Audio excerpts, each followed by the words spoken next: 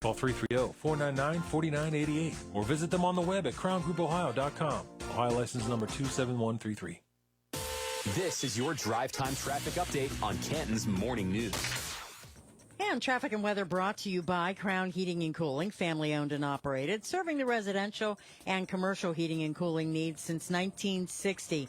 Things look pretty decent on the roadways right now. We're not seeing any delays throughout Stark County, so that is very good news. We're going to keep an eye on things for you, and we'll let you know if anything changes. You let us know if you see any problems. 330-450-1480. Canton's severe weather station. Stick with us. Now, the 1480 WHBC AccuWeather forecast. Cloudy with a shower in spots later on this afternoon and a high of 66. Some rain, maybe a thunderstorm tonight, low 55. And then tomorrow, rain and drizzle in the morning, occasional rain by afternoon, and a high of 66. Right now, 42 degrees on your severe weather station, 1480 WHBC.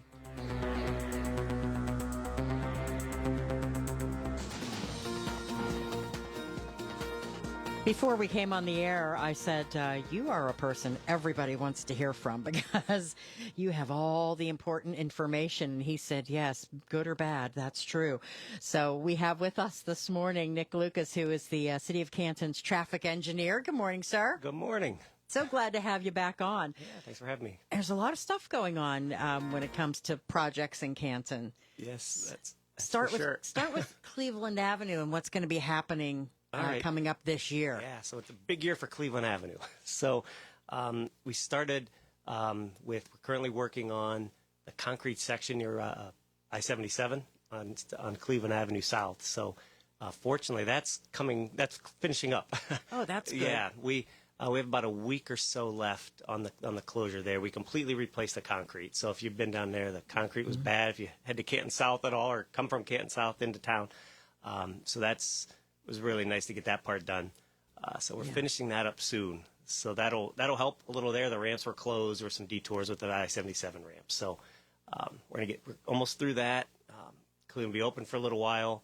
The good news is that'll be open. The bad news is it's going to close again, Cleveland Avenue. But the good news is to fix more concrete. So on the north side now, we're going to start this summer in probably July time. We're going to replace the concrete on the north side of the bridge. So that'll be a nice addition. Fortunately, this time we don't have to mess with the ramps with closing the I-77 ramp, so those will all remain open. So there'll just be a couple of detours just to get through that closure there. But that'll be really nice. It's needed for a while. Oh yeah, it's I bank down there. Yeah, and I know that. The potholes and just it's been like that for a very long time. Yeah, so our street department I know is very excited to have that done. Patching concrete is not a fun or fruitful operation. So to get that done, it'd be nice for everybody. So that's our Cleveland Avenue South work this year. And we're going to jump north to 8th to 12th Street. We have a streetscape project. So some of it's already streetscaped, I think north of, maybe a little south of 9th Street, but we're in a streetscape both sides of Cleveland Avenue, kind of continue what we have from 6th Street, or, south of there, up to 12th with curbs, sidewalks on both sides, lights, new lights, to, continue our corridor theme there. That's like the arts district. That's correct. Where the Civic Center is. Yeah, right? yeah. Okay. So along the Civic Center and Cultural Center, we're also we striped those lanes a few years ago with the 2 lanes and the bike lane.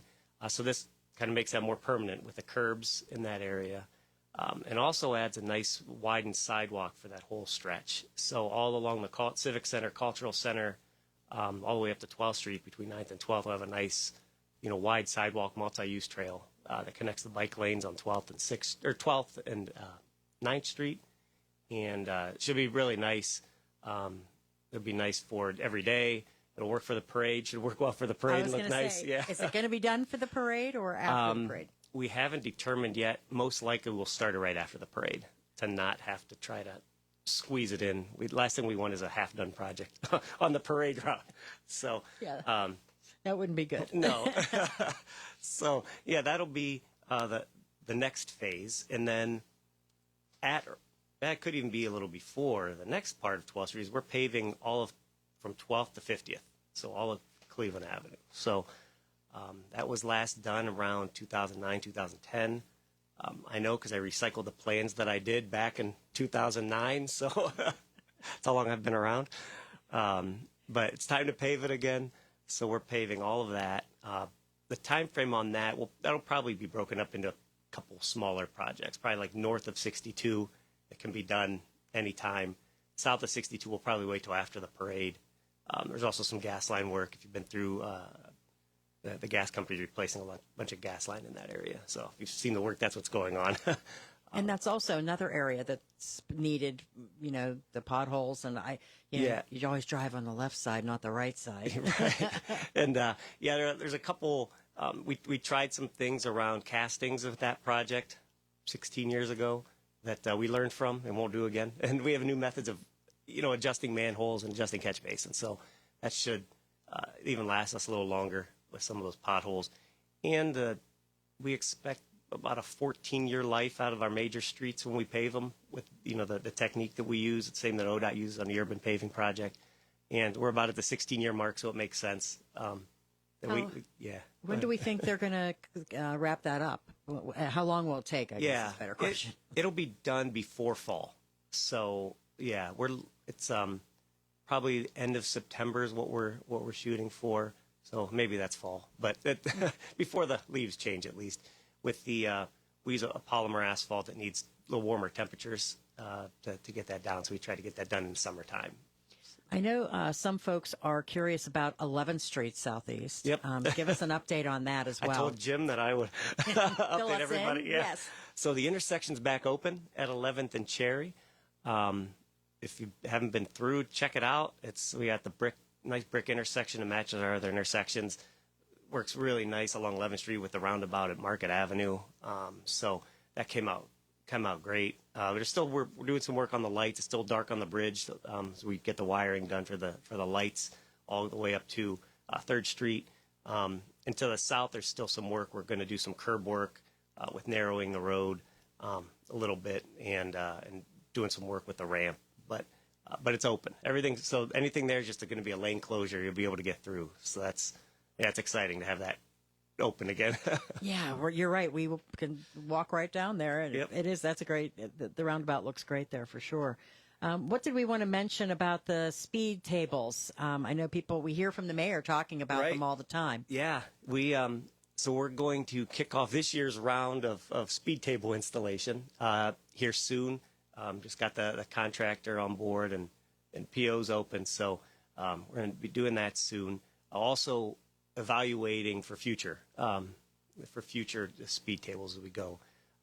We have this past year we got a new software program, online software program that gives us the speeds on every road in the city. Uses the data from your car, and captures that to give us speeds, on any road in the city, which is really helpful for us to determine where we should put, speed tables, where we should do other, it's not the only traffic calming method we have. So helps us determine, if something's needed, if there is a problem. A lot. I learned even from the more and more we look at speeds, perception oftentimes is the perception to us, especially on local. We're really talking the local 25-mile-per-hour roads. Somebody always seems to be going faster when they're on your street, when you're mowing the lawn or your kid's playing in the driveway or sitting on your porch. So it's actually amazing how there's not nearly the speed problem on the local roads as really we all perceive. Of what it feels like. Yeah. It's that, the average speed on most residential streets is well below the speed limit. Even the 95th percentile, which means 95% of the vehicles are going that fast or slower, is typically not faster than 25 miles per hour on a local road. Explain what a speed table is for folks who may not know. Yeah, speed table, it's a raised, it's not a speed hump or a speed bump, but it's a table because it ramps up over about 3 or 4 feet to about 3.5 inches with a flat portion on top, about 10-foot flat portion on top, and then a down slope that's similar. So you don't have to slow down like you would on a speed bump. really you need to slow down probably about 20, a little below 20, 18 miles per hour, and you can go over it comfortably. But it's just there to a way to slow people down. Sometimes we just can't. The road is wide and long and straight, and just even if you don't intend to speed, it just feels that way, and you just go. Right. So it's just a method we have of slowing, hopefully slow people down, especially on the residential streets. So. And before I let you go, Yep. we only have about a minute, Yep. but for the streetscape project on East Tusk, everybody's, we keep hearing about it. Yep. We know. What can you give us an update there? Yeah, so that was funded. Representative Sykes was able to get secure money for us for that project. So that's from the railroad tracks just east of Cherry to the railroad tracks at Old Gibbs, W.C. Henderson. And there's a groundbreaking on June 17th for that. So everybody will be there. So that was great. A lot of work by the council members there. Chris Smith and Brenda Kimbrough was supportive. And obviously getting the money from Amelia Sykes' office is amazing to be able to continue that, kind of push the downtown streetscape out into the east part of the city. Yeah, so that's we're awesome. excited. Yeah. I know. We could talk to you for hours, couldn't we, Nick? I believe it. Well, I appreciate you coming in again. Thank you. No problem. Sure. Thank you. Thanks for having me. Sourcebook is here. It's the area's most valuable resource guide for residents and businesses alike. Get